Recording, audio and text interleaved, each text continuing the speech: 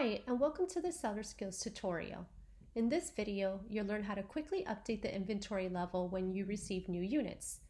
First, go to the Inventory tab and click Receiving, then add New Receiving. Fill in the details like the invoice ID, provider name, and the date units arrived at the warehouse.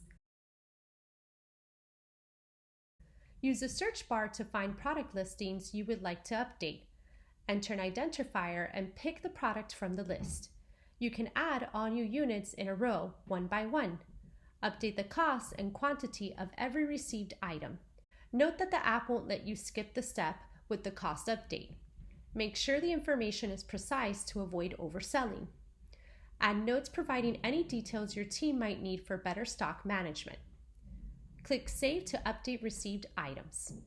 This feature will help you bring newly received goods into your inventory much easier and faster, excluding human-made errors.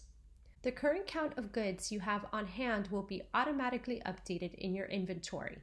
You can see all the changes in the activity log of the updated listings.